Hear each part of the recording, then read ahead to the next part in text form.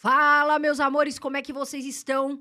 Mais um dia de Irmãos Dias Podcast. Hoje, nós temos um convidado muito bacana, mas antes de mais nada, meu amor André Dias, como você tá hoje? Estou ótimo, quero agradecer você que está aí do outro lado da telinha, mais uma vez prestigiando a gente. E aproveita, já vou pedir de cara, Like. deixa o like, deixa o curtir aqui se você apoia a gente, né? Se você gosta do nosso canal, já deixa o seu like, porque ajuda muito a gente a manter esse canal.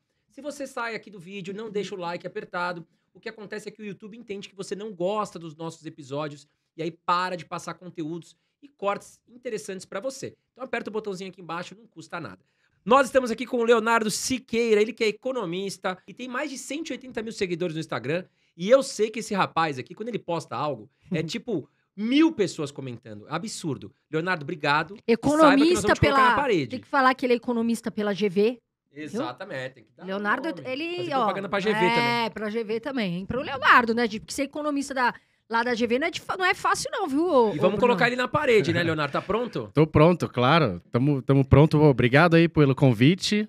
E vamos, 1h30 aí de conversa aí, excelente. Pô, muito legal estar aqui com vocês. Bom, vamos lá.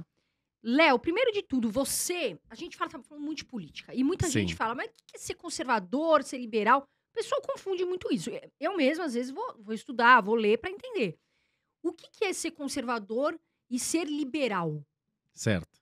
Bom, já respondendo, pode me colocar na parede, fica à vontade. Eu sou liberal, tá? E aí você já fala conservador, liberal e as diferenças também, que é pra galera saber. Exato.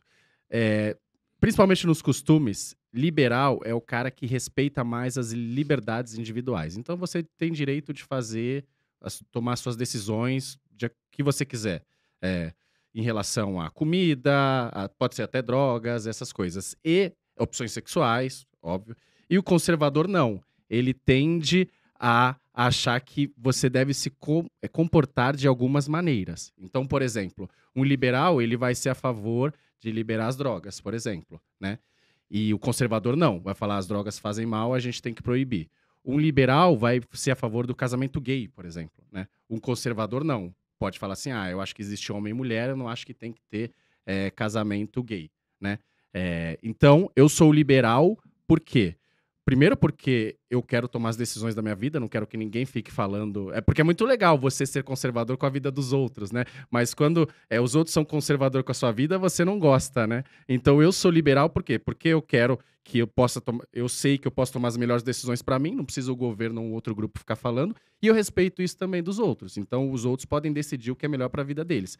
E também porque, por exemplo, vou pegar uma questão de drogas. Você tem várias evidências de que você proibir guerras, drogas, etc., não funcionou. Então, você tem evidência de que você liberar, então você permitiu o acesso de uma maneira controlada, você conseguiu reduzir, por exemplo, o consumo de drogas, por exemplo. Então, essa, basicamente, a diferença nos comportamentos, né, nos costumes entre liberal e conservador. Mas você acha que isso de liberar drogas, por exemplo, não envolve também a questão, não só essa questão de, né, tráfico, etc., mas a questão de dinheiro, de ter... Porque, assim, eu não vi, até queria que você citasse um lugar onde, de repente, liberaram as drogas, enfim, foi mais... que foi positivo. Não que eu seja liberal ou conservadora, mas, Sim, assim, exato. você não acha que isso também, Léo, é perigoso, até por uma questão de segurança da vida das pessoas, tráfico, enfim, outros problemas? Não, com certeza. Olha só, eu não quero que ninguém use... eu não quero que as pessoas usem mais drogas, eu quero que as pessoas usem menos drogas, porque, de fato, faz mal. A questão é que o modo como você lida com isso pode atrapalhar, na verdade. Então, essa guerra às drogas, na verdade, ela mais atrapalha do que ela ajuda. Por exemplo, eu vou dar um exemplo da lei seca nos Estados Unidos. Né? Chegou lá, o álcool é legalizado hoje nos Estados Unidos, mas uma época a igreja e algumas pessoas falaram assim, isso faz mal para as pessoas, então vamos proibir. Legal, né? Vamos proibir porque álcool faz mal para as pessoas, etc. Aí eles proibiram. O que acontece? O álcool, né, as bebidas que eram vendidas de forma legalizada, né, passaram a ser vendidas de forma clandestina. As pessoas não pararam de consumir do dia para a noite. E aí o que acontece é que antes você tinha empresas, né, com padrão de qualidade produzindo. E daí você não podia mais produzir aquilo. Então elas continuaram produzindo, só que de forma ilegal, com um padrão de qualidade muito baixo. E as pessoas começaram a ter infecção e começaram a morrer pela qualidade do álcool, né? Isso foi um efeito. Outro efeito, as pessoas não podiam mais beber ao ar livre, só que elas continuaram bebendo. Então, elas iam beber naqueles bares escondidos, etc. E aí, o que acontecia? A fiscalização ia lá. E aí, o dono do bar, chegava muitas vezes, pô, libera eles aí. E aí, aumentou muito a corrupção. Então, você aumentou a corrupção. E aí, como proibiu vários players de entrar no mercado, só sobrou alguns poucos. Então, você gerou monopólios. Tipo Al Capone, por exemplo, né? Vários gangsters surgiram nessa época. Então, a intenção era boa, legal, concordo, só que não funcionou. Você teve mais criminalidade, mais corrupção, mais morte por álcool. Os Estados Unidos viu, falou assim, a gente fez besteira. E aí pegou, e aí revogou essa lei seca, né? Que foi uma das poucas aí revogadas na Constituição Americana. Então, eu vou dar 2 exemplos. A política antitabagista e a guerra às drogas. A política antitabagista teve muito sucesso. É só você ver. Claro que não é evidência, não prova nada, mas ver as pessoas ao nosso redor, provavelmente a gente já tá fumando aqui, né? E aqui ninguém tá fumando. Mas se você quiser, você pode fumar, né? Sim. Só que você restringiu, você dificultou, você ensinou as pessoas, você alertou no maço de cigarro. Então, se você pega o número de fumantes, caiu muito ao longo do tempo. A gente não pode dizer a mesma coisa sobre as drogas. Primeiro que os dados não são confiáveis, segundo que as pessoas não necessariamente estão usando menos drogas do que antes. Ou seja, se o objetivo é reduzir, o que acontece é que você não reduziu e, na verdade, não está tendo tanto efeito. Legal, Leonardo, bem colocado. Agora vamos explorar um pouco o seu lado economista. Vamos falar um pouquinho sobre economia. Como você enxerga, Léo, a economia do Brasil hoje? Como nós estamos no atual cenário? Primeiro não adianta a gente negar e fechar os olhos para o que aconteceu no mundo, né, no Covid. Então, é natural que qualquer economia no país tenha sofrido, né? Então, a gente teve o Covid, e aí as pessoas tiveram que ficar em casa, as empresas pararam de funcionar, então é natural que o PIB tenha caído, né? Então, você teve essa grande crise e fez sentido o governo ajudar as empresas a não quebrarem, porque elas tiveram que fechar do dia para a noite sem ter feito nada de errado, e as pessoas, que muitas não tinham trabalho, então você teve que gastar mais. Tudo bem, isso aí concordo. Houve alguns avanços, principalmente em desburocratizar a lei da liberdade econômica, os marcos do saneamento, o marco da ferrovia, acho que hoje houve bastante avanço. Só que eu acho que faltou muitas reformas, né? Faltou muitas reformas. É claro que eu não espero que o Brasil tenha o mesmo crescimento do que se não tivesse Covid. Não é isso que eu estou falando, que a gente já está crescendo 6% ao ano, não é isso. Só que o Brasil, de 1980 para cá, cresceu em média 2,2% ao ano, né? Isso foi o nosso crescimento. Sendo que desses 2,2%, 2% foi aumento da população ocupada, ou seja, só mais pessoas indo para o mercado de trabalho. E 0,2% só foi aumento da produtividade. Então, para a gente olhar os próximos 10 anos, o que a gente precisa fazer? Precisa aumentar essa produtividade, que é 0,2% ao ano. Então, todas as políticas que alguém anuncia, eu falo, será que isso vai aumentar a produtividade? Ou será que isso não vai alterar em nada? Então, por exemplo, PEC Kamikaze lá, o governo gastar. Isso não vai aumentar a produtividade. Reforma da Previdência é excelente, precisa ser feito, mas isso não afeta diretamente a produtividade. O que afeta a produtividade? Privatizações, reforma tributária, reforma administrativa. E essa agenda andou muito pouco. Então, por isso que eu olho para frente, eu posso te falar com certeza que o Brasil não vai conseguir aumentar muito seu PIB potencial, porque não foi feitas as reformas. Então, esse é o que me chama a atenção. Quando começar a fazer as reformas, eu vou ficar mais tranquilo. Mas, por enquanto, a gente não aumentou, a gente vai continuar sendo um pouco do país do voo de galinha. Léo, me fala uma coisa. Inflação está crescendo não só no Brasil, no mundo todo. Na sua opinião, quais são as principais causas disso? Primeiro, eu queria que você explicasse um pouquinho, e muitas pessoas têm dificuldade de entender o que é inflação. Sim. Né? E por que você acha que está tão alta? E qual que é o grande vilão, né? Qual que é o problema de estar tão Sim, alta? sim. Não só aqui. A gente sabe, nos Estados Unidos, por exemplo, tem pessoas que estão morando lá, amigos meus, e na Europa, e tá tudo Sim, muito exato, caro, de fato. Exato, é no mundo inteiro, não é só no Brasil. Esse é o primeiro ponto. A gente está tendo uma inflação elevada aí no mundo inteiro, tá? Estados Unidos, que nunca teve, Europa, então esse é um fenômeno mundial, pelo que eu vou explicar um pouco. Mas primeira definição, inflação é aumento generalizado dos preços ao longo do tempo. Por que isso é importante? Porque se eu tenho uma geada e aumenta e destrói uma plantação de tomate e aumenta o preço do tomate, isso não é inflação necessariamente, porque você não está tendo aumento generalizado. Então, significa que o Banco Central ou o governo, que deve tomar atitude, não precisa fazer nada, não deve fazer nada. Tem que ser aumento generalizado, ou seja, tem que estar difuso no mercado. Então, o preço da maioria na nossa cesta de consumo, vamos dizer assim, tem que estar aumentando ao longo do tempo, tá? Muitas pessoas falam assim, inflação é aumento da base monetária. Na verdade, isso é uma das causas, né? Mas a definição de inflação é aumento generalizado dos preços, tá? Então, primeira coisa. Daí, uma das causas, né? Tem várias. Você pode ter uma inflação de demanda, você pode, como eu falei, sei lá, você teve um desastre natural no país inteiro, ou como você teve o Covid. Você quebrou a estrutura produtiva do país. Então, é natural que você oferte menos bens, você tem as mesmas pessoas demandando, então suba o preço. Então, essa é uma coisa. Outra coisa é a oferta da base monetária, aumento dessa base monetária. Então, toda vez que o governo decide imprimir dinheiro, e aí, quando é que o governo imprime dinheiro? É simples, o orçamento do governo, ele gasta e ele arrecada. Quando ele gasta mais do que ele arrecada, o governo consegue emitir moeda, né? Um Estado não consegue emitir moeda. Conseguia antes da lei da responsabilidade fiscal, mas agora ele não consegue. Uma empresa familiar não consegue, mas o governo consegue. Então, toda vez que ele gasta mais do que ele arrecada, né? O que acontece? Ele aumenta a dívida, ele precisa imprimir moeda. Então, se você imprime muito moeda, no médio e longo prazo, isso vai se tornar inflação. Então, essa é uma das principais causas que a gente está vendo de inflação agora. O Brasil e o mundo inteiro, os bancos centrais injetaram trilhões na economia, o que fazia sentido mais ou menos ali na hora, porque as pessoas precisavam de recursos para você não parar e não quebrar a economia inteira. Mas agora a gente está vendo o aumento da inflação. Então é um fenômeno que está acontecendo no mundo inteiro. O Brasil também não é exclusivo, então está sofrendo com isso também. E agora a gente precisa de uma política monetária e fiscal eficiente para poder reduzir a inflação. Léo, a questão do aumento na taxa de juros. Você acha que o Brasil saiu na frente de outros países ao subir a taxa de juros de forma antecipada? Você acha que o nosso governo está conseguindo atuar bem em frente a todos esses problemas que a gente vem enfrentando pós-cenário pandemia, no caso? Então vamos separar duas coisas. Existe política monetária e política fiscal. Política monetária é do Banco Central, subir e descer juros para controlar a inflação.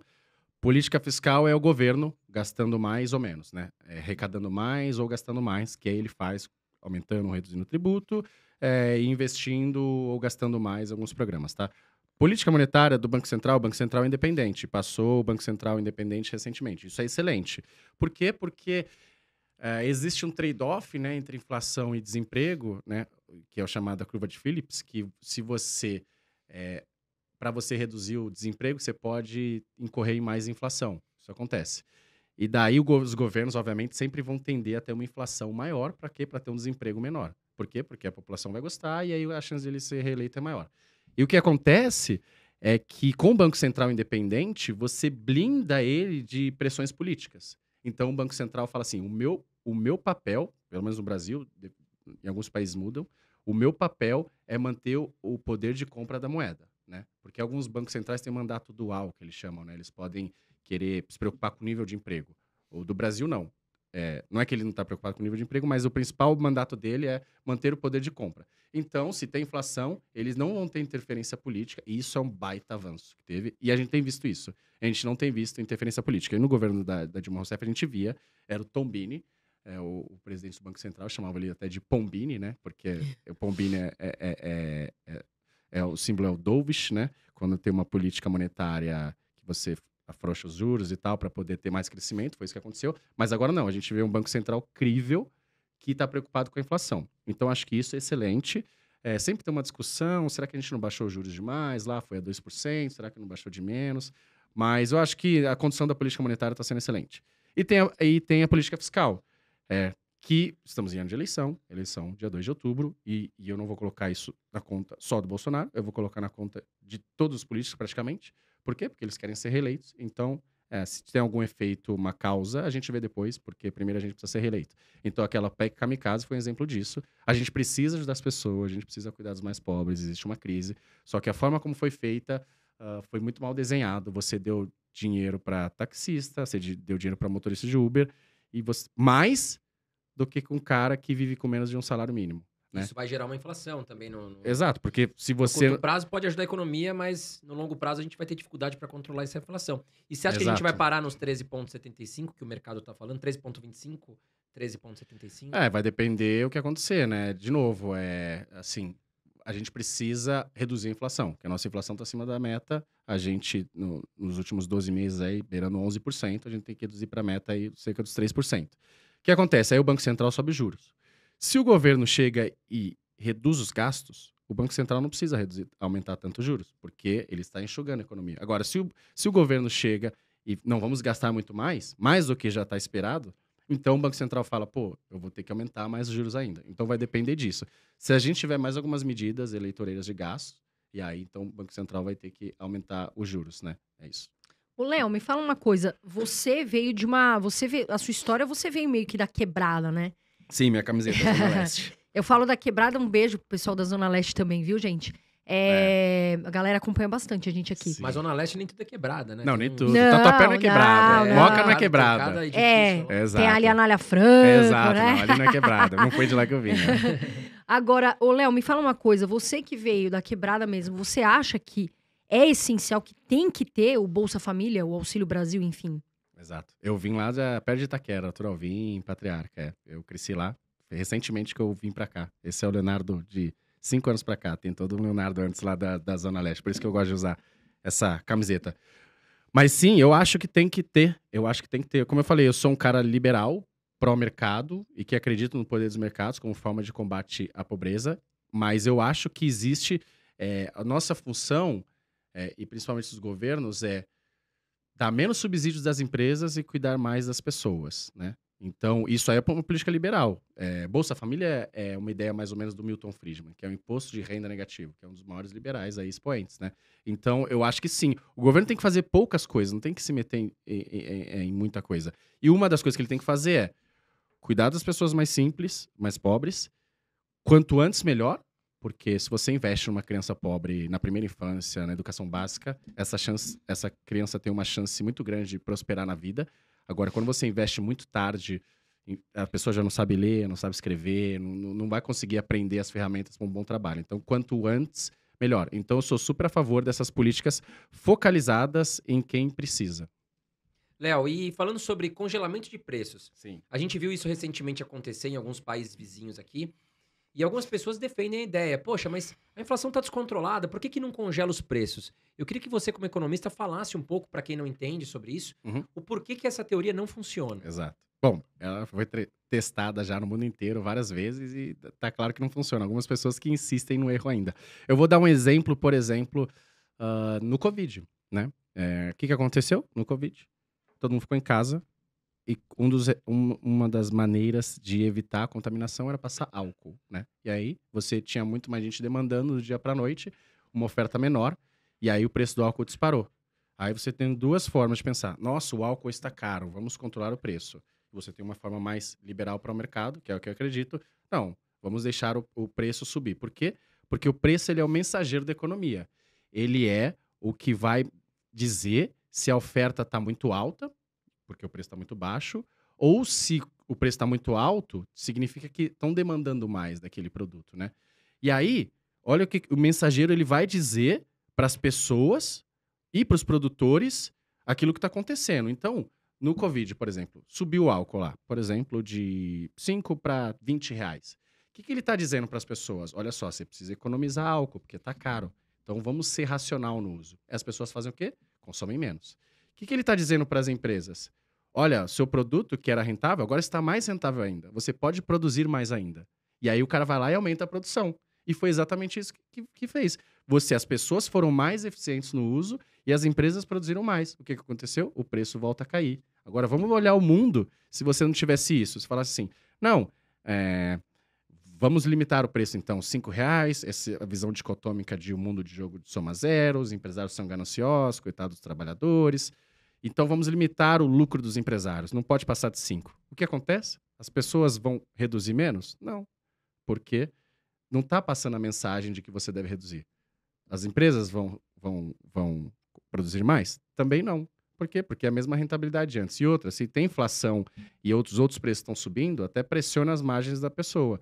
Então, sempre que tem uma alta de preço por algum choque, qualquer que seja eles, eu sempre vou estar no grupo que fala, deixa o preço flutuar, que é o melhor para o mercado. Se você está preocupado com as pessoas, é justamente isso que você tem que deixar fazer. Congelar o preço só vai prejudicar todo esse tipo de pessoa que você está dizendo que vai ajudar. Léo, recentemente a gente tem ouvido muito uma expressão que até eu não gosto de usar muito esse nome, até porque eu não gosto de falar pobre. Porque o que é ser pobre, né? Sim, Então, sim. falar pobre é muito mais. Exato. A gente tem visto na internet as pessoas Exato. falarem assim. Porque a internet Exato. também é Exato. uma bagunça. O pessoal fala assim: ah, pobre de direita é burro. Uhum. Enfim, pobre não pode ser de direita. O que você acha sobre isso? Sim, eu fiz um post sobre isso, exatamente sobre isso recentemente. Porque essa ilusão de que, primeira coisa, isso demonstra como as pessoas pensam assim. Então tem um pessoal que fala assim: só vale se você pensar igual a mim. Se você não pensar igual a mim, você é burro, né? Então é isso. Se o mais pobre vota igual esse cara que tá falando, ele fala, não, legal, democracia é ótimo. Senão ele fala, você é burro, não sabe votar. E não é bem assim, né? Não é bem assim. Mas isso é um absurdo e não é verdade. Primeiro que se você tá preocupado com os mais pobres, você olha no mundo inteiro, os países que mais reduziram a pobreza foi onde você teve mais políticas pró-mercado, políticas liberais de direita. Vamos separar isso na economia. A pessoa de direita é mais liberal, quer o sistema de preços, iniciativa privada, respeita a propriedade privada. E o pessoal mais de esquerda, Estado indutor da economia, tem que intervenção estatal o tempo inteiro. Então, na nossa definição aqui, os países que foram mais liberais e tiveram mais capitalismo ali, foram os que mais reduziram a pobreza. Se a gente pegar como um dado, né, vamos olhar a pobreza ao longo do tempo. A gente nunca teve uma pobreza tão pequena, as pessoas nunca viveram tanto, nosso índice de alfabetização nunca foi tão alto, graças aos mercados. Então a gente tem tido sucesso em tudo isso. Só que países que não tiveram políticas liberais, pró-mercado e capitalistas, não viram essa redução. Venezuela, a pobreza lá, o número de pessoas mais pobres, de pessoas vivendo abaixo da linha de pobreza, que é $1,90 por mês, segundo o Banco Mundial, aumentou de 20 anos para cá. Na Argentina, aumentou. Cuba nem tem dado. Mas, então, primeira coisa, se você está defendendo os mais pobres, você deveria incentivar esse tipo de mercado, né? Esse tipo de pensamento econômico. E segundo, que muitas vezes é isso. As pessoas mais pobres, elas querem consumir, elas querem ter um tênis bom, elas querem ter uma TV, elas querem crédito. E aí, às vezes, as pessoas ficam com umas pautas absurdas que não tem nada a ver com o mundo delas, né? Elas querem saber como é que ela vai ter emprego e renda. Elas querem ter lucro. Pô, elas querem sair daquela vida, né? Eu vim lá da Zona Leste e eu falo, eu queria sair todo dia daquela vida, eu não queria ficar lá para sempre, né? Agora, se você fica com essa mentalidade, é por isso que você pega, por exemplo, Haddad e Dória na disputa da prefeitura em São Paulo. O Haddad perdeu nas regiões mais simples, né? Ele ganhou só Alto Pinheiros, que é o pessoal de classe mais elevada. Se você pega Freixo e Crivella, também perdeu nas regiões mais simples, o Freixo, porque as pautas deles não atendiam esse pessoal. Então, isso daí é falácia de quem acha que as pessoas têm que pensar igual a eles, senão eles são burros. E por que você acha que o socialismo não funciona? Porque ele é recheado de boas intenções, mas ele não entende como as pessoas tomam suas decisões. Eles não entendem como é que a importância justamente, que é a frase de Adam Smith, não é da benevolência do padeiro que o pão chega na nossa mesa, né? É justamente do alto interesse dele. E a partir do momento que eu vou dar um exemplo. Você pega um professor, fez um experimento na sala de aula, falou assim, olha só, agora nós vamos ter um sistema de nota diferente. Cada um vai fazer sua prova e aí a gente vai dividir a nota, vai somar todas as notas e vai dividir pelo número de alunos. Por quê? Porque é injusto. Um tira 10, outro tira 2, coitado, é injusto. Aí beleza. Olha, se você é um aluno que tirava 9 e 10, ia bem, você não vai estudar tanto, porque você sabe que o cara que vai tirar 2 e 3 vai ter a mesma nota que você, então você se dedica muito menos. E o outro também. Ele fala, cara, se eu tirar 2, 3, não tem problema, eu vou me dedicar menos ainda. Por quê? Porque o outro lá vai dividir a nota comigo, né? E aí o professor fez esse experimento e justamente mostrou, tá vendo como esse sistema... A gente precisa ser meritocrático. Quem se esforça mais, ganha mais, né? E quem se esforça menos, vai ter menos. É assim que teve o desenvolvimento da humanidade. Agora, o que não pode ter é desigualdade de oportunidade. As pessoas, elas partem de pontos de partidas diferentes e elas precisam ter igualdade de oportunidade. Agora, você trabalhar mais, se dedicar mais e obter mais com isso, isso é absolutamente normal. Então é por isso que eu acho que não funciona, porque eles não entendem como funciona o comportamento das pessoas baseado nos incentivos que elas têm. Léo, questão Petrobras agora. Vamos falar um pouquinho sobre a gasolina no Brasil. Recentemente a gente viu, né, nas bombas de combustível, um aumento generalizado de preços. Realmente a gasolina estava cara. E aí vem aquele debate, né? Poxa, a Petrobras realmente tem culpa, não tem culpa? De quem que é a culpa afinal? Como você acha toda essa história, como você enxerga toda essa história que vem acontecendo em torno da Petrobras, que é uma empresa estatal? De novo, primeiro é um fenômeno mundial. Então não é uma questão exclusiva do Brasil nem da Petrobras. O combustível está subindo no mundo inteiro, porque a gente teve, além do Covid, um choque extremamente negativo, a gente teve a guerra na Ucrânia, né? Então já estava subindo antes, mas isso é mais um choque aí que faz aumentar. Então isso não é mais uma questão do Brasil nem da Petrobras, é do resto do mundo. Daí algumas pessoas podem começar a entrar na narrativa, beleza, mas a Petrobras e o lucro da Petrobras, etc. É só a gente lembrar o que aconteceu aí com a Dilma quando ela achou que as estatais de energia tinham muito lucro.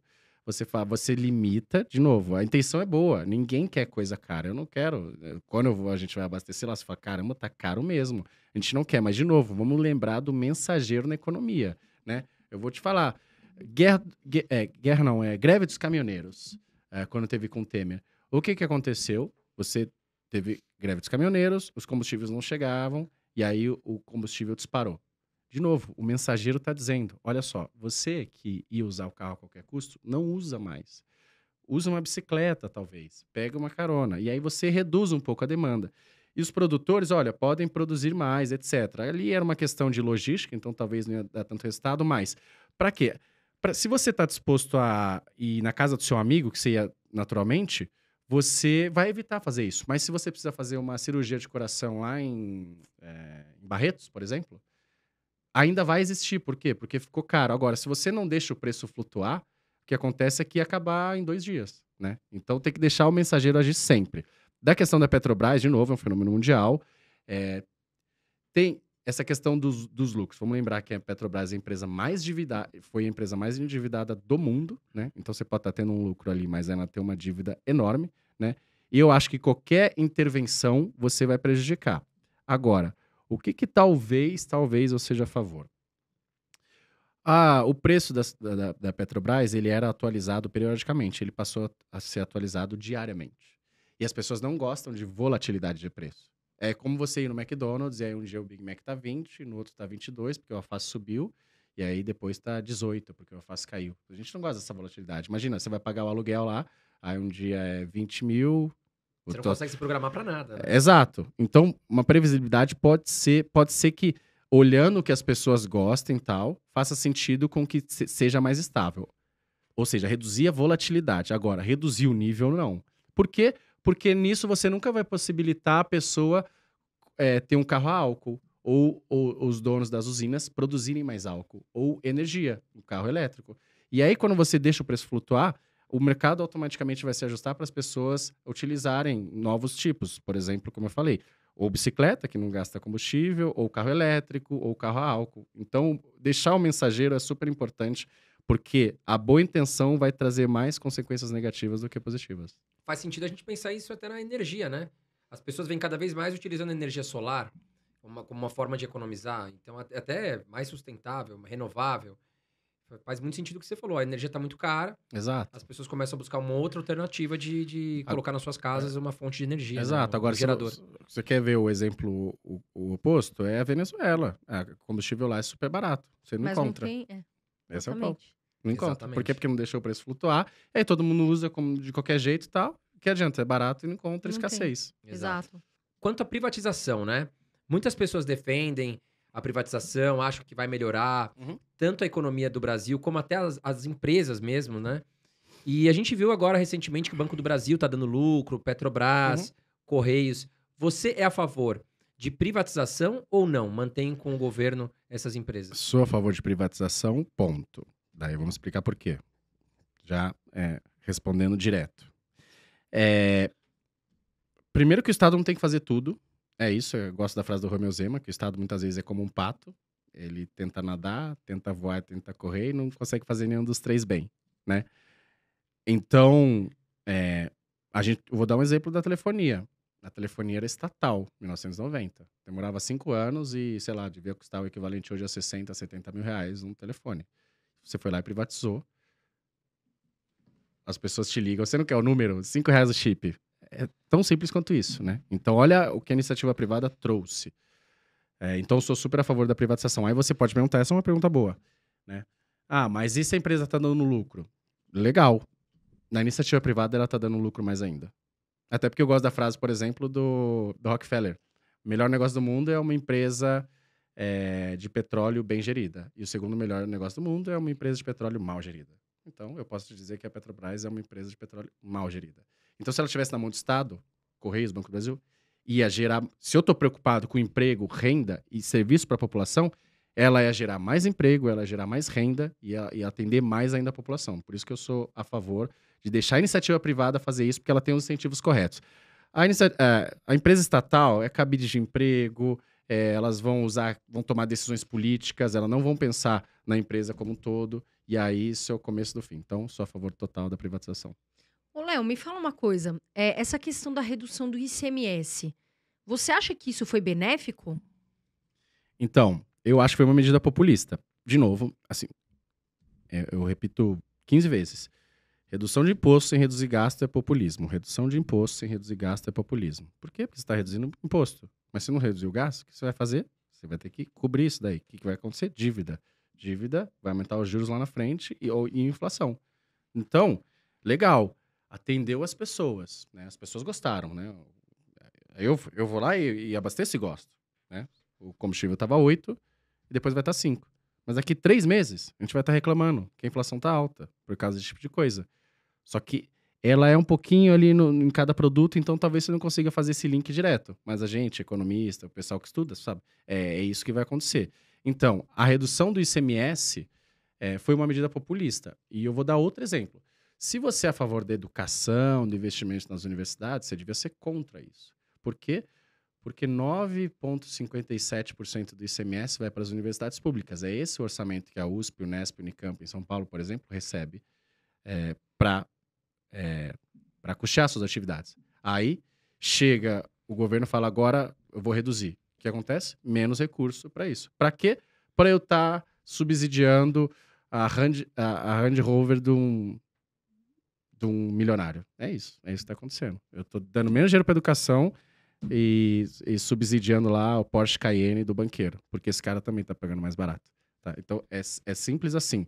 Então, eu quero os impostos menores, mas, de novo, para isso a gente tem que reduzir os gastos e a gente precisa fazer uma reforma tributária completa para tornar o sistema tributário mais simples. Não adianta, isso daí é puxadinho, não vai resolver.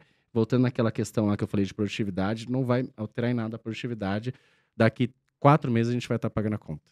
Léo, você citou uma questão interessante. Sobre a questão dos colégios, enfim, mas você citou universidades, no caso, né? USP, Unicamp e tal. São universidades gratuitas, né? Para quem passa, para quem consegue tirar boas notas. Você não acha que isso deveria mudar? Por exemplo, se a gente pegar talvez o índice dos alunos que estão aí na USP, a maioria veio de uma classe alta, digamos assim, porque tiveram mais acesso a colégio bom com inglês, a bons estudos, professor particular. Você não acha que é injusto isso com aqueles alunos que vêm do colégio estadual ou que não tem tanto tempo para conseguir estudar, tem que trabalhar e estudar? Exato. O bom de você não ser um país líder é que basta se olhar no resto do mundo e ver o que eles estão fazendo nos países envolvidos. Então, basta olhar. Eu vou te falar 3 modelos. Você tem o modelo francês, que é muito parecido com o brasileiro. É gratuito para todo mundo.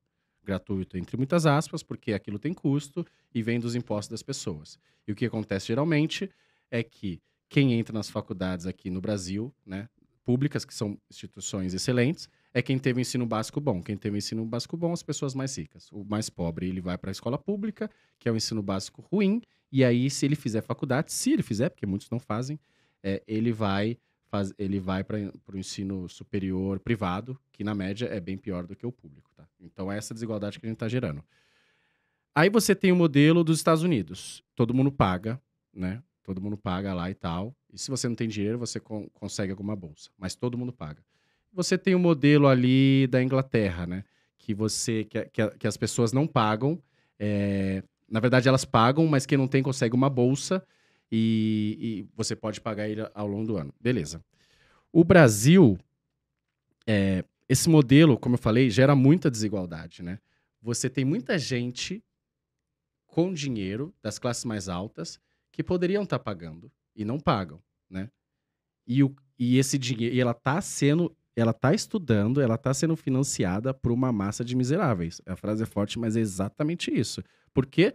Porque, como eu falei, o imposto que financia a universidade pública vem do ICMS. O ICMS é o imposto sobre consumo. Consumo é quando eu compro a caixa de leite, é quando eu compro água, né? E aí, o que acontece? A empregada doméstica vai lá, paga o ICMS e parte dele vai lá para a USP. Sendo que de 100 filhos de empregadas domésticas, só uma minoria vai para a USP. Agora, de 100 filhos de executivos e banqueiros, 95 deles vão para a universidade pública, né? Então, por isso que eu sou a favor. Para justamente você trazer mais recursos e poder, por exemplo, diminuir os impostos. E também, para a universidade pública, ter mais recursos. Porque aí isso é uma fonte adicional de receita. Daí, se acontece igual aconteceu na crise do Covid, que você teve uma queda do ICMS, né? Porque diminui a arrecadação, ela tem outras formas de arrecadação. Então, ela não fica refém do governo. Ela não vai falar assim, desmonte a educação. Então, é uma universidade, por exemplo, como nos Estados Unidos. Ela tem lá várias fontes de recurso. Uma delas é mensalidade, outra delas é endowment, né, que é a doação dos ex-alunos, etc. Então, eu acho que tem que mudar esse sistema. Eu achava que ia demorar muito, mas teve até um projeto de lei recente. Eu acho que a discussão está até mais rápida do que eu imaginava. Aliás, quero saber de você. Comenta aqui embaixo se você veio de uma escola pública ou particular. Acho que é interessante a gente entender o nosso público também. Comenta aqui embaixo. Você veio de escola pública ou particular e qual a sua opinião sobre a questão que nós estamos trazendo aqui para você também. Léo, na sua visão, quais são os pontos mais importantes, já que a gente está falando de reforma tributária, quais são os pontos principais dessa reforma? Sim, de novo, é muito simples. Se a gente tivesse essa mania de discutir qualquer assunto que seja, a gente estaria num debate melhor, que é, deixa eu olhar o que os países ricos fazem. Deixa eu olhar o que os países da OCDE, que são países ricos, fazem. Deixa eu ver se a gente está fazendo igual, se a gente está fazendo tão diferente. Olha, eles são ricos, eles não são bobos, eles têm pessoas competentes. Se a gente está fazendo diferente, é provável, não é sempre assim, mas é provável que a gente esteja fazendo errado. E o que acontece lá, nos países da OCDE? Eles tributam muito a renda e menos o consumo. Por quê? Porque tributar o consumo, ele é progressivo, ou seja, regressivo, desculpa. Ou seja, ele pesa no bolso do mais pobre e menos no bolso do mais rico. Vou dar um exemplo. Uma caixa de leite pesa mais no bolso de quem ganha o salário mínimo ou de quem ganha 100 mil reais. E as duas vão consumir uma caixa de leite mais ou menos, né? Então ela pesa mais no bolso do mais pobre. Então o Brasil tributa muito sobre consumo, isso é ruim, porque onera mais a população mais pobre, e pouco a renda. Tá? Então, a primeira mudança eu acho que tem que fazer isso. Você alterar a forma como você arrecada os impostos para que você onere menos os mais pobres.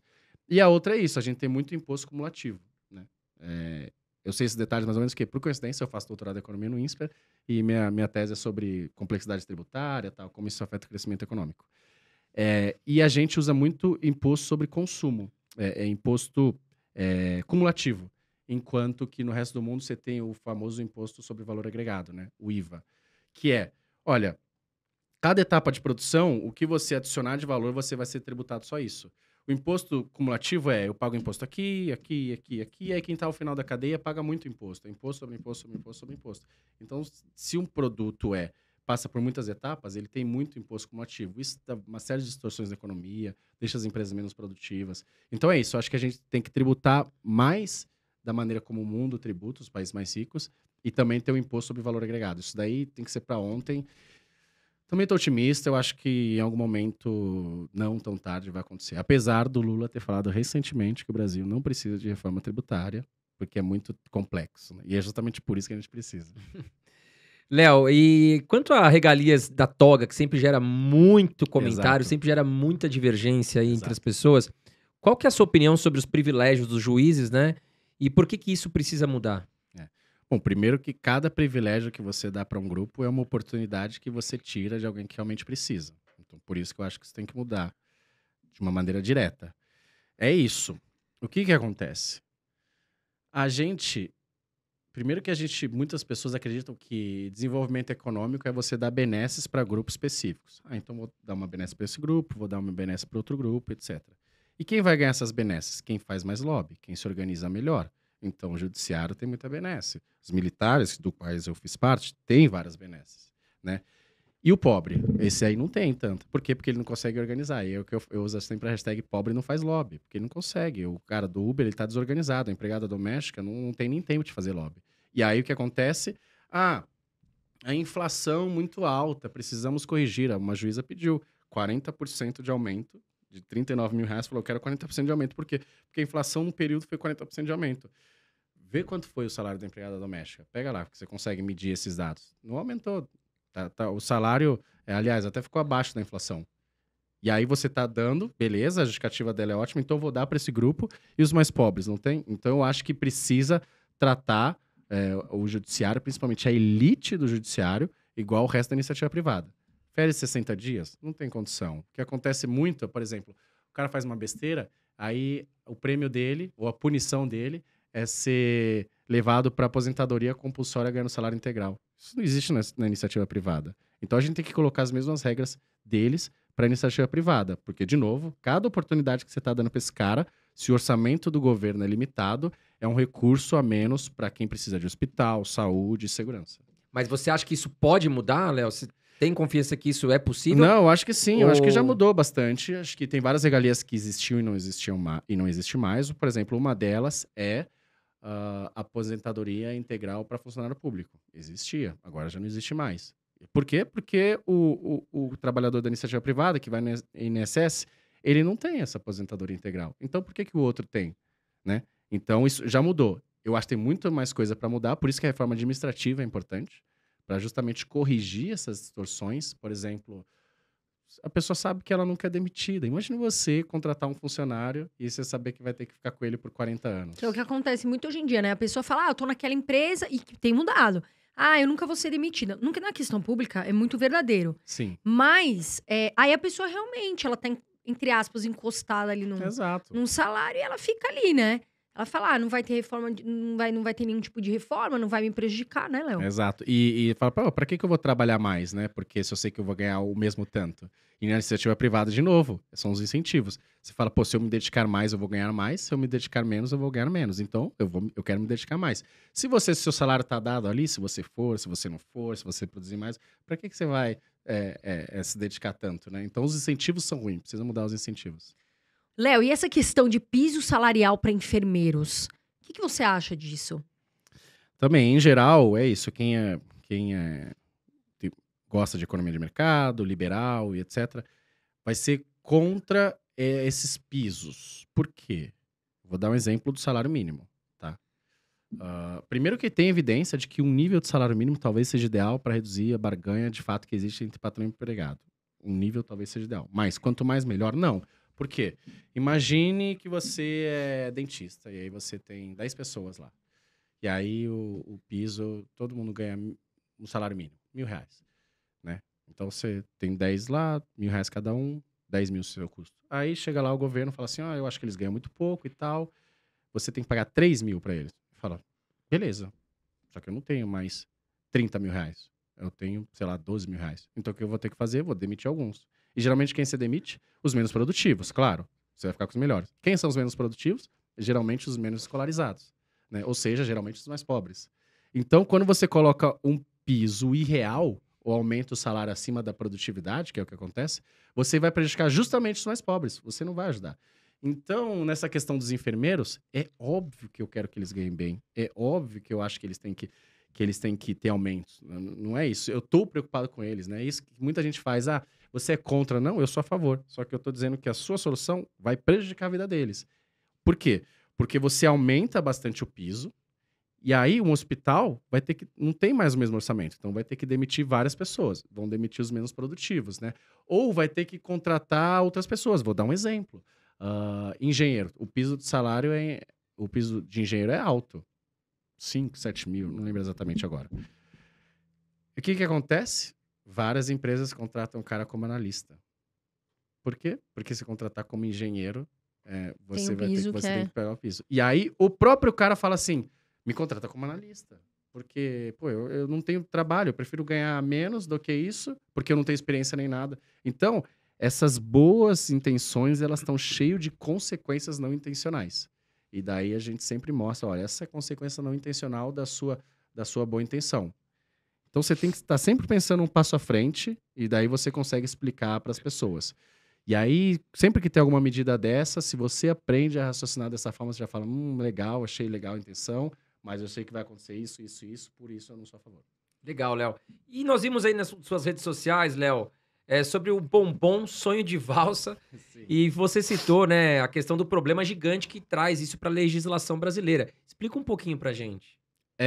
De novo, o Brasil é o sistema tributário mais complexo do mundo. Muitas pessoas falam só sobre nível, assim, né? A gente paga muito imposto igual país europeu, só que nossos serviços são de países africanos, né? Muita gente fala isso, mas o que eu falo muito é sobre quão complexo é o sistema tributário. Então foi isso. Eu vi o sonho de valsa lá, a gente comprava, né? Aquele que enrolava. Daí depois eu vi que ele era fechado, né? Não era mais aquele enrolado, ele era fechado com embalagem. Eu falei, nossa, que legal. O sonho de valsa, acho que é da Nestlé, se eu não me engano, agora a embalagem deve durar mais, né? Fizeram isso. Mas depois que eu vi que não fizeram isso para durar mais, tal. Eles fizeram isso porque sonho de valsa, acho que tinha 5% de alíquota de IPI. E o waffle não tinha nada. E daí ele falou, não, agora a gente não é mais não é chocolate. Agora a gente é waffle, né? E aí mudaram a embalagem lá, agora a gente é waffle. E aí economizaram o IPI. Economizaram o IPI, que assim, milhões, eles justamente mudando a embalagem. Faz sentido ali para a empresa, né? E eu tomaria, todos, se você tem uma empresa, tomariam a mesma decisão. Só que isso torna o ambiente tão complexo, a empresa tem que gastar com advogado, com contador, tem que entrar com ação, enquanto que ela podia pegar esses recursos e alocar desenvolvendo um novo produto, né? Então, isso é extremamente ineficiente. E esse é o problema do Brasil, que a gente chama de manicômio tributário. O Marcos Lisboa fala sempre, como é que é? Colônia. Você não sabe se é desodorante, se é perfume, sabe? Fica no meio ali, Fica né? no meio. E aí você vai lá, entra, joga no contencioso lá e o STF vai decidir. É um absurdo ficar decidindo essas coisas. Olha o tanto. E aí tem um dado que eu acho que o Brasil... Acho que tem mais de 5 trilhões, entre 4 e 5 trilhões de contencioso tributário, ou seja, disputas tributárias, justamente por esse tipo de coisa. O fiscal da Receita fala, não, você é chocolate. Aí você fala, não, eu sou waffle. É esse o nível da discussão. Quando a gente deveria ter uma alíquota única, simples, para vários produtos. Imposto sobre o valor agregado. 10% para todo mundo, do setor tal, e pronto. Mas não. Se você está num estado, você paga uma coisa. Se você está em outro estado, você vai pagar outra. Se você mudou a NCM, né, que eles chamam, que é a classificação do produto, você vai pagar outra coisa. Então, tem que deixar mais simples para focar naquilo que é essencial para a empresa. Ô, Léo, me fala uma coisa, mudando totalmente de assunto, o que a gente tem ouvido muito? Liberdade de expressão. Uhum. Esse é um assunto que todo mundo fala, tá sendo ameaçada, tudo mais. Eu queria saber a sua opinião sobre isso. Você acha que a liberdade de expressão está ameaçada? Esse é o problema, quando a gente fala assim, não, por exemplo, o Lula falou, né, vamos regular a mídia, né? Por quê? Porque a mídia precisa controlar. É legal, mas quem que vai regular os reguladores, né? Então eles vão decidir agora o que você pode falar, o que você não pode falar. Isso vai caminhando próximo da ditadura. Aos poucos, não é do dia para noite, mas um dia pode chegar aqui, eu acho que o seu podcast aqui, os Irmãos Dias, não acho legal, porque vocês falam mal ou bem do presidente, então não pode estar aqui. Então esse é o problema quando a gente tem a boa intenção de regular. Então, geralmente, eu não gosto, né, desse tipo de regulação, de intervenção. Por quê? Porque vai eles que vão decidir o que você pode falar, o que você não pode falar. Então, por isso que a gente sempre vai se levantar contra, mesmo se são pessoas de espectros diferentes de mim, quando essas pessoas são censuradas, quando essas pessoas são caladas. Porque, beleza, hoje são eles, mas amanhã pode ser a gente. Então, a gente tem que defender a liberdade de expressão, de você poder falar o que você quiser e etc. Eu fui num evento lá da Unicamp, né? E aí fui dar uma palestra, e aí não deixaram a gente realizar a palestra. Não deixaram. Não é que a gente foi atrás do evento deles, não. Eles vieram no nosso. Era a palestra nossa, e não deixaram. Mas isso. Pelo sentido de falar sobre... Porque tava eu, Fernando Holliday, do MBL, né? E é um cara aí de direita, né? Que ele na posição dele, eu nem penso assim, mas ele não é a favor das cotas, é um cara pró-mercado, capitalista, e aí o pessoal lá de esquerda, socialista, falou, não, vocês não vão falar. E aí invadiram, quebraram o microfone, foi tudo isso que aconteceu. Então, olha isso aproxima a gente, isso afasta a gente de países como Estados Unidos, com liberdade de expressão, e vários países europeus, e aproxima a gente de países como, sei lá, Rússia, como Cuba, que você não pode falar, como Venezuela, como Coreia do Norte, China, né? Também China, É, exato. infelizmente, a gente até comenta muito aqui, sabe, Léo? Porque a nossa visão, a gente tem que ter uma visão e a gente pode ter, mas desde que a gente respeite o próximo. Exato. Então, virou uma coisa muito chata, virou uma coisa até muito agressiva. A gente vê pessoas que estão se batendo na rua, enfim, né? Se é esquerda, direita ou tal. E a gente toma muito cuidado aqui no nosso podcast. Exato. Inclusive vocês todos. A gente, independe de quem a pessoa vota, a gente tenta trazer aqui conteúdo, Sim. a gente tenta trazer opiniões diversas. Então, realmente, a gente fala, mas a gente sempre tá respeitando. Eu, por exemplo, tomo muito cuidado, André também, como a gente vai abordar, como a gente respeita que as pessoas falem, para que a gente não se ofenda, porque a intenção é que todo mundo quer ver o Brasil melhor, né? E não ficar brigando, e não ficar no meio da rua, infelizmente, que a gente vê. As pessoas estão. Eu já vi isso acontecer na Paulista, né? Você agora me contando isso me Sim, surpreende. Davi Campos, sim. De repente tá lá um brigando com o outro e sai na porrada, né? Virou, assim, um tema que é complicado, né, Bem André? polêmico. Isso aí gera muito atrito, né? Agora, Léo, chegou aqui pra nós uma pergunta da Beatriz. Eu não sei se ela viu nas suas redes sociais ou se foi em algum jornal. Aham. Ela falando sobre a cobrança de mensalidade em universidades públicas. Uhum. Qual a sua opinião sobre isso? Então, foi um pouco sobre o que eu falei. O que acontece é que hoje ela é gratuita para todo mundo, né? Então, o Estado que financia. Só que você tem, na verdade, diminuiu, melhorou ao longo do tempo, mas você tem muitas pessoas da classe alta entrando na universidade. Essas pessoas poderiam pagar, né? Eu vou dar um exemplo aqui do INSPER ou da FGV, eu posso pegar faculdades lá fora também, que elas são pagas. Mas se você não tem dinheiro, você tem uma bolsa. Ela pode ser um financiamento que você paga futuramente, ou pode ser uma que você não precisa nem pagar. Então, esse é um bom modelo que eu acredito. Assim, se você pode pagar, paga. Se você não pode pagar, tudo bem. O Estado vai te isentar disso. Então, se você não tem condição, porque vale a pena investir nas pessoas, né, e na educação. É isso. O que acontece é que a gente tem uma perda de recurso, é ineficiente a forma como está sendo financiada hoje. As universidades estão sem recursos. Acho que USP, Unesp, Unicamp ainda um pouco menos, tá? Mas as universidades federais, o FRJ, perto de quebrar já, praticamente. Perto de quebrar. Não tem dinheiro. E aí você fala assim, que tal você cobrar dos ricos? Ah, não pode. Então a conta Tem que não ser vai igual com fechar. todo mundo, né? Exato, então a conta não vai fechar. Então, tem que caminhar nesse sentido de adicionar receitas. E a gente tá falando de mensalidade, mas tem várias outras coisas que as pessoas não discutem, por exemplo. Que é você, por exemplo, ceder alguns espaços lá para iniciativa privada. Mas as pessoas, em geral, não querem. Eu vou dar um exemplo que aconteceu em São Paulo. Tinha um banqueiro aqui, Pedro Conde, né? Que era do banco... Me falhou agora qual que é o banco exatamente. Mas ele tinha um banco. E aí falou assim, eu quero... eu vou doar 1 milhão para o Largo São Francisco, a São Fran, direito da USP. Vou doar 1 milhão. Mas, em geral, quando acontece isso, no mundo inteiro, tá? Você coloca a biblioteca com o nome da pessoa, ou um auditório, como forma de agradecimento, né? E aí, colocaram lá um auditório lá com o nome ele nem estava vivo, mas foi a família que fez, com o nome dele. Aí, os alunos lá, o que eles fizeram? Fizeram protesto, pediram para tirar o nome e não queriam de jeito nenhum. Vocês estão vendendo a nossa faculdade. A família, achou, né? Não gostou do tratamento que recebeu e, obviamente, pediu o dinheiro de volta, né? Ou seja, ficaram sem o nome, legal, e sem 1 milhão, né? E podem ficar sem estudo e sem futuro, né? Exato. Não, a cadeira é pior, os professores vão ser pior. Por quê? Porque você não tem recurso, o cara queria ajudar. Então, qualquer universidade, você vai qualquer uma nos Estados Unidos, você vai nas escolas mais tops aqui do Brasil, é assim. As pessoas doam e tem uma retribuição. Então, além da mensalidade, tem essas fontes adicionais de receita.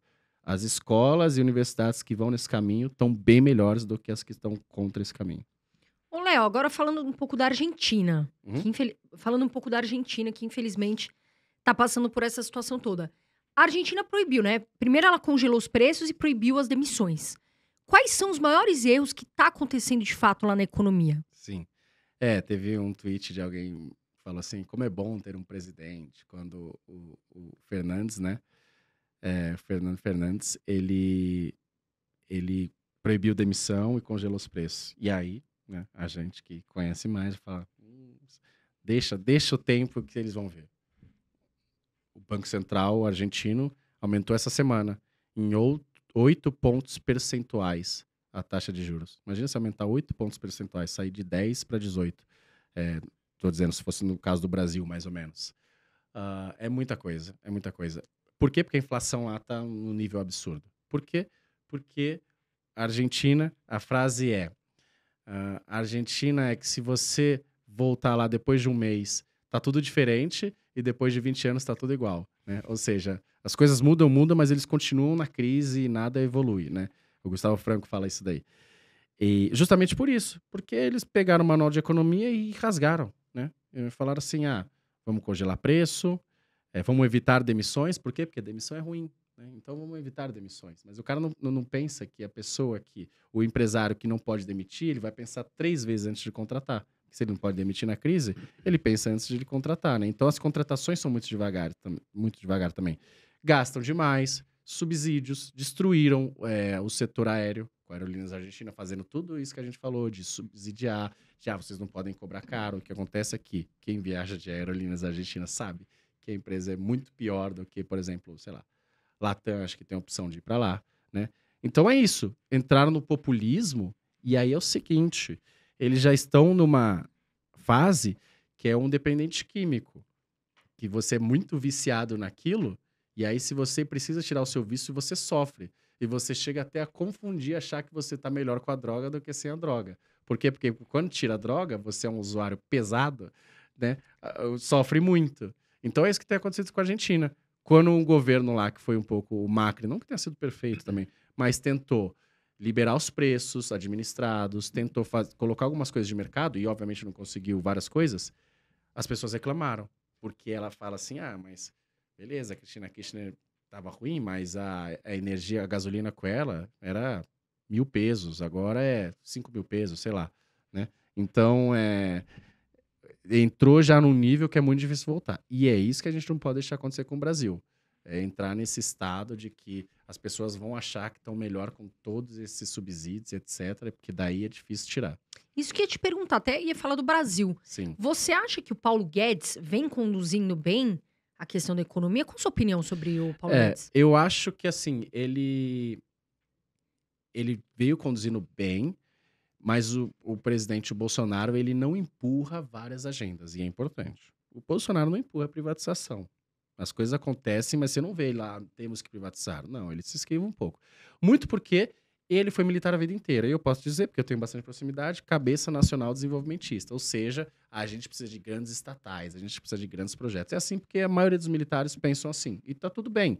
Mas eles pensam assim, não funciona, não tem evidência de que funciona, mas ele tem um pouco essa cabeça. Então, eu vou dar um exemplo. A própria EBC, que era a TV Lula, era a promessa de você privatizar. Não foi privatizado, pelo contrário, começou a passar jogo da seleção, né? Mas eu acho que o Paulo Guedes, como eu falei, teve alguns avanços, né? Não dá para negar. Tem uma reforma administrativa silenciosa, que é o que eles falam, ou seja, congelou o salário dos funcionários públicos no Covid e você estancou a contratação deles. Então, isso foi excelente. E aí, então, você está tendo um superávit maior do que era esperado. As contas têm vindo positivamente. Tem os marcos, como eu falei, do saneamento, excelente. Marco das ferrovias. Marco legal das startups também. Isso é excelente. Lei da liberdade econômica. De assim, cara, se você vai abrir uma sapataria, não tem para que você ter 45 mil alvarás. E se você pede e o governo demora 60 dias, então no 61º você está autorizado a ter o seu negócio. Por quê? Porque o erro foi nosso. Então isso daí é excelente. Agora, de novo, faltou avançar em algumas agendas, algumas reformas, que é a reforma administrativa, a reforma tributária, mais privatizações, né? Correios, Banco do Brasil, EBC, como a gente falou. Então, acho que faltou avançar em várias agendas. Eu sei que o Congresso não ajuda, fica refém das pessoas, mas falta empurrar mais, falta ir lá e falar, eu quero que faça, e não deixar só tudo nas costas do Paulo Guedes ou do pessoal, porque eles não têm o capital político, não foi ele que foi eleito, né? Eles foram colocados. Então, os políticos que têm que fazer isso daí. Léo, e tocando no assunto da pergunta da Carol, dando sequência aqui, a questão dos dividendos. Bom, recentemente o mercado e muita gente me pergunta isso, o mercado financeiro virou uma bagunça com a notícia de que a gente poderia ter tributação nos dividendos Sim. de aluguéis dos fundos imobiliários Sim. e também nos dividendos recebidos pelas ações, Exato. né? O que você pensa sobre isso e se você acha que isso vai acontecer? O pessoal que compra ação talvez não vai gostar muito de mim e do que eu vou falar, né? Mas, de novo, a gente tem que olhar qual que é o problema. Dividendo é tributar renda, tá? Nos Estados Unidos, inclusive, é tributado, né? Exatamente, eu falei. Olha o que está acontecendo no resto do mundo e vê o que o Brasil faz. O Brasil é um dos poucos países que não tem tributação de dividendo, né? Então, dividendo é tributar renda.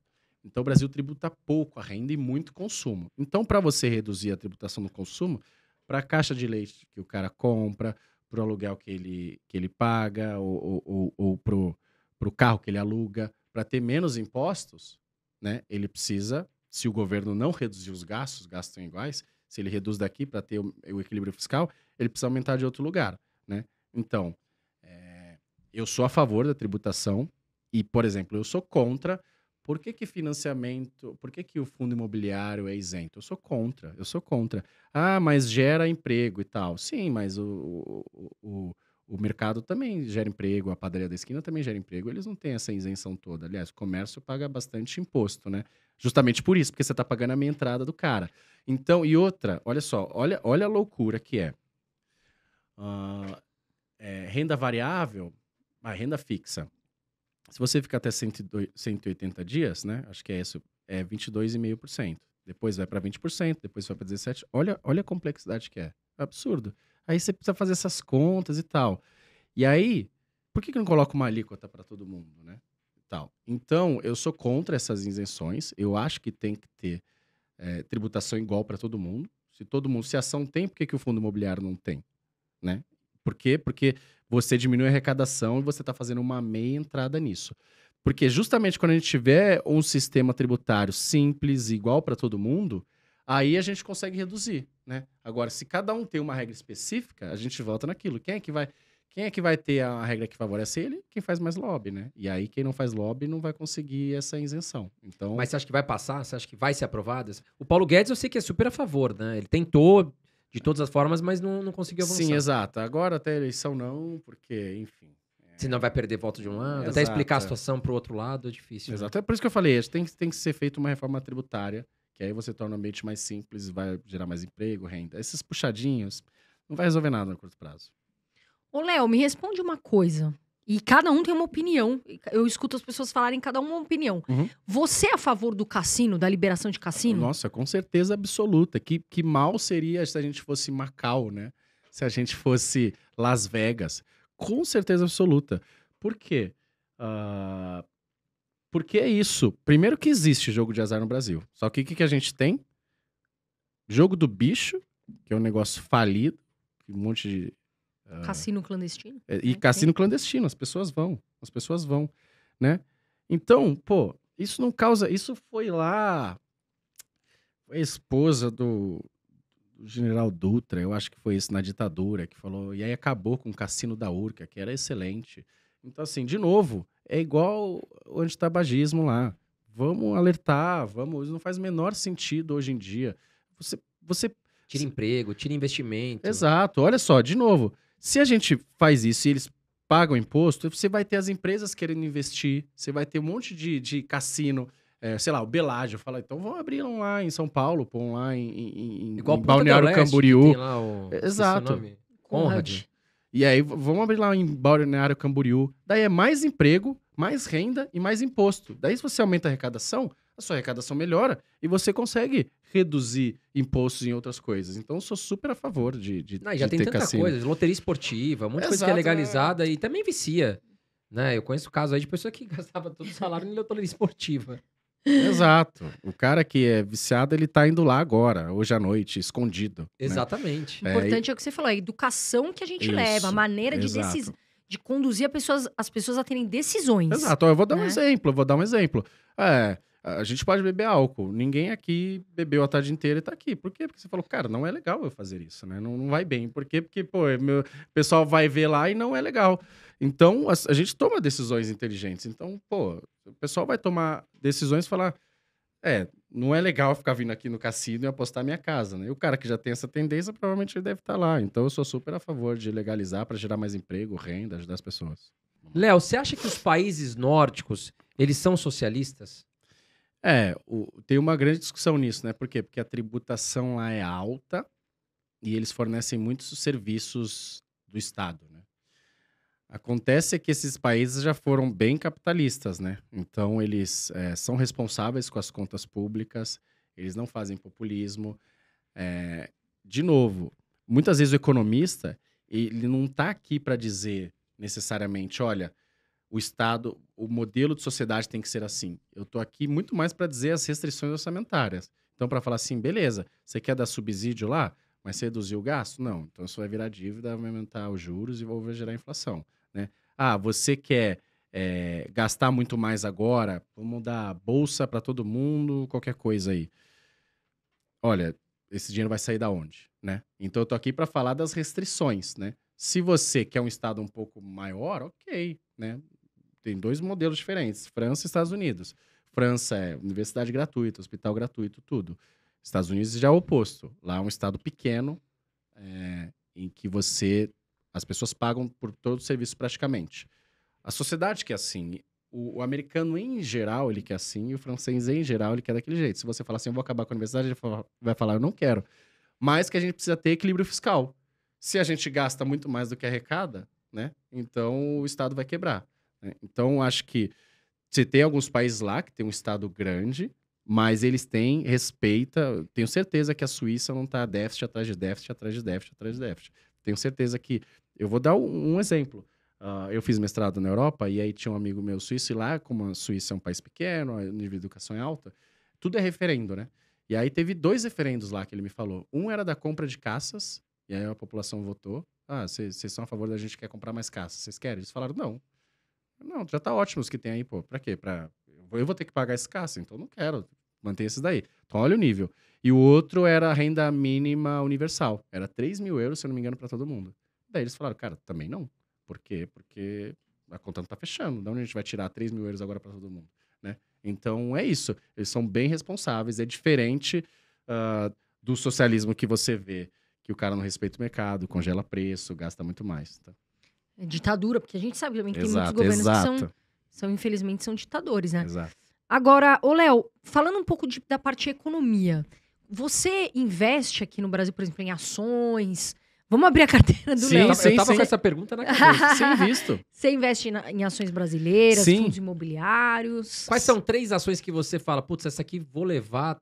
Não falo até aposentadoria, mas não penso em tirar da carteira. Não, é o seguinte, a minha cabeça de investidor, ela é um pouco cabeça de economista que faz com pós-graduação e tal, que é o seguinte, eu gosto de modelos quantitativos, não é análise técnica, né? Análise técnica é olhar o gráfico, modelos quantitativos, que é, deixa eu tentar descobrir alguns fatores que explicam por que ações crescem mais do que outras. Então, o Fama Friend, por exemplo, empresas...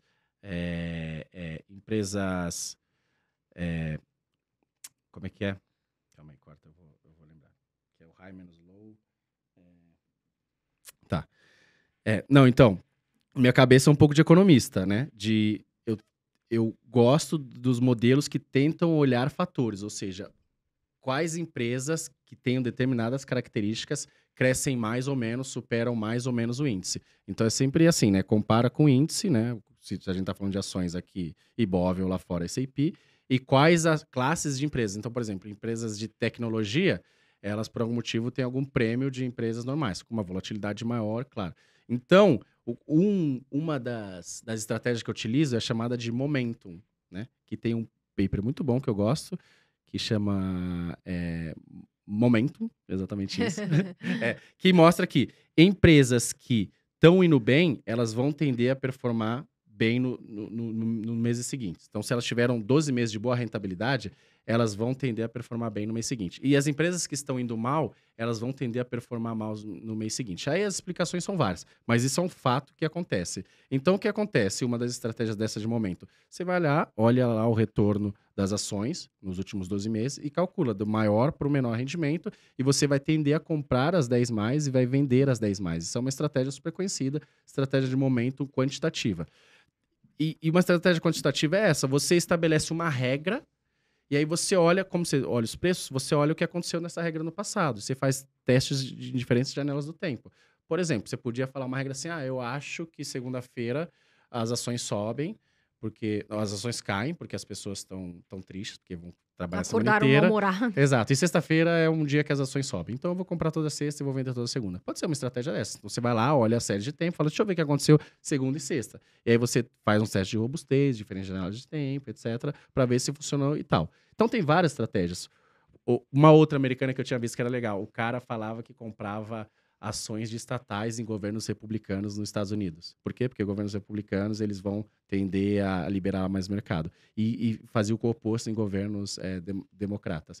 E parece que a estratégia dele funciona mais ou menos. É muito inspirado no Gene Simons, né? Daquele livro O Homem que Bateu o Mercado. Que ele foi o pai dali da estratégia quantitativa, que inclusive bateu de longe o Warren Buffett, tá? Ele teve um rendimento bem maior. Então, ele tinha um fundo Renaissance e ele não falava para ninguém a estratégia dele. Então, eu gosto dessas estratégias.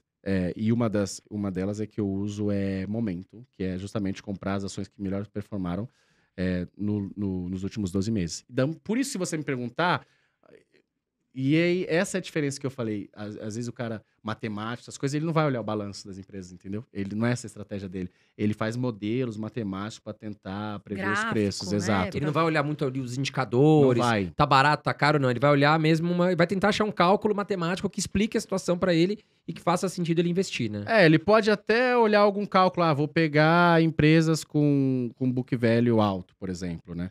E aí, mas ele vai tentar ver se essa estratégia é consistente ao longo do tempo. Não vai ter um negócio discricionário.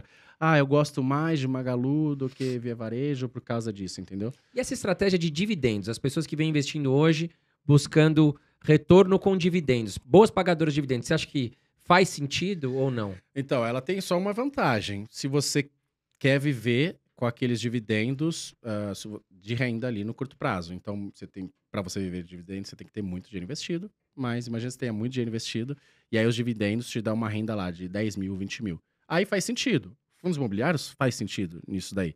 Porque ele vai te dar você não precisa vender ação, porque quando você vende ação, você paga imposto. E quando você tem um dividendo, hoje não é tributado, então você vai ter aquele rendimento sem ser tributado. Agora, empresas que têm dividendos altos trazem mais retorno do que empresas normais, isso não é verdade. O que muita gente fala no mercado aí é isso. Caiu o dividendo e parece que a empresa te deu um dinheiro do nada, assim, toma o dinheiro. Não, o valor da ação da empresa vai cair da mesma proporção do dinheiro que ela pagou em dividendo.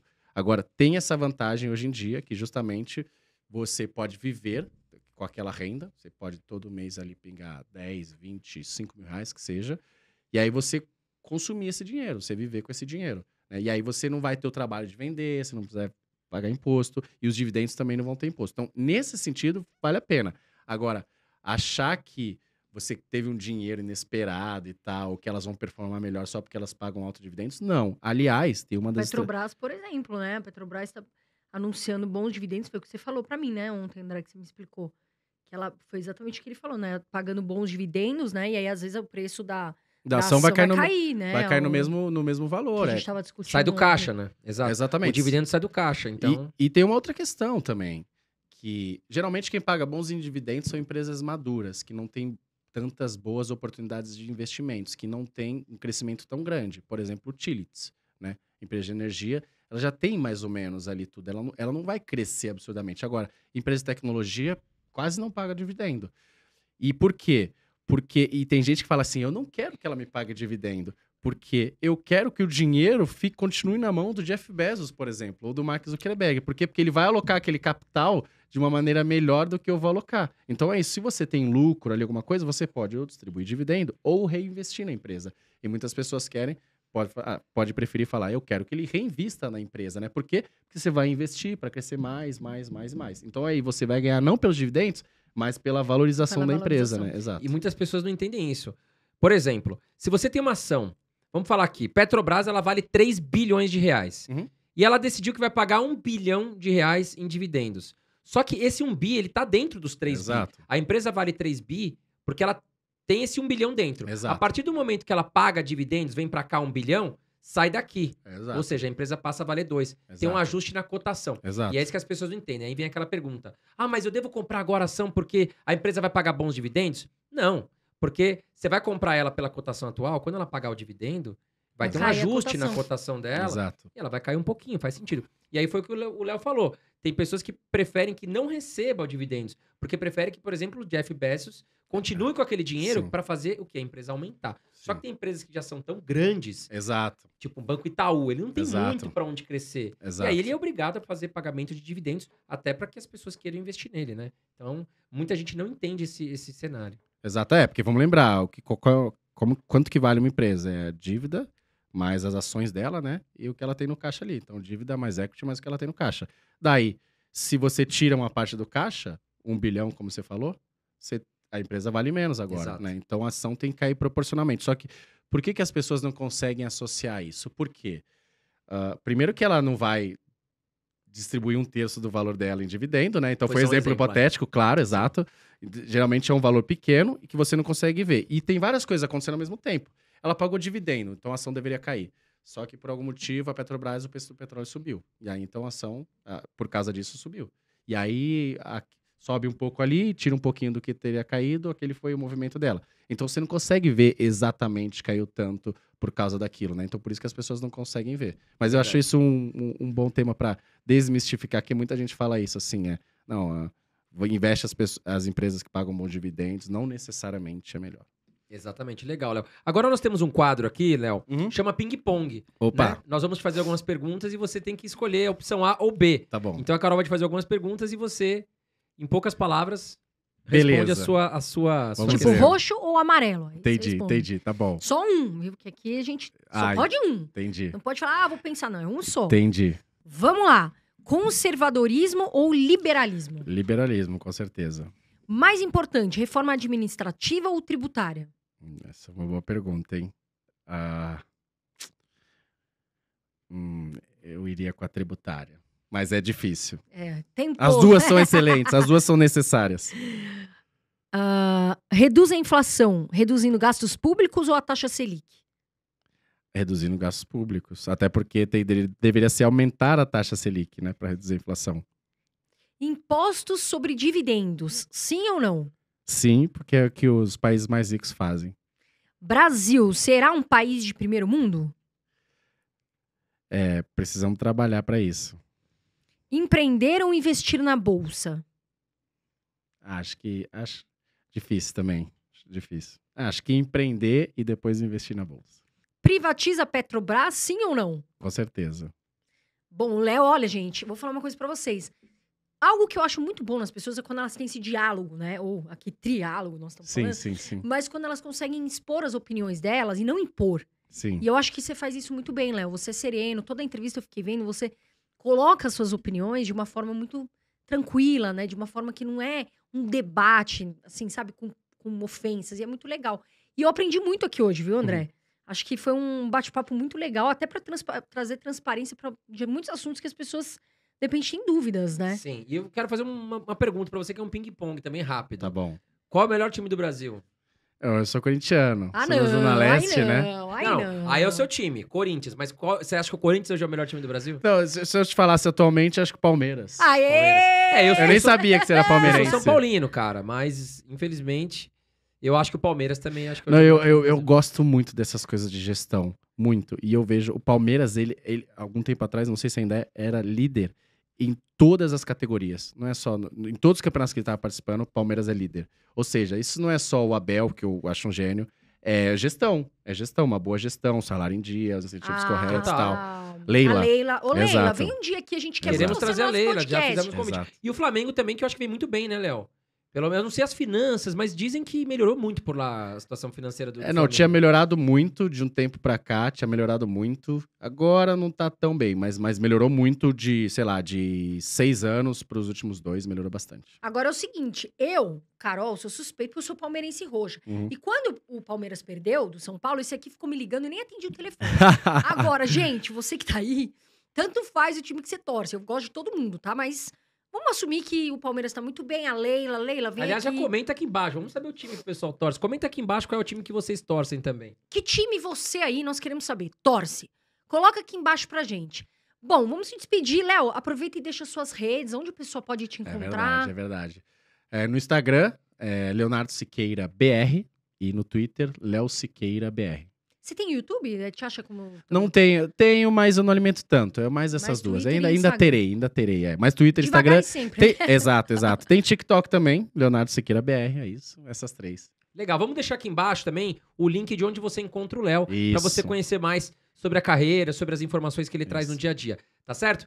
Quero pedir para você, mais uma vez aí, né? Aperta o botãozinho de curtir aqui embaixo, que ajuda muito a gente. E não se esquece, já se inscreve aqui no canal e ativa as notificações também. Um grande abraço para você, e é o que a gente sempre fala aqui.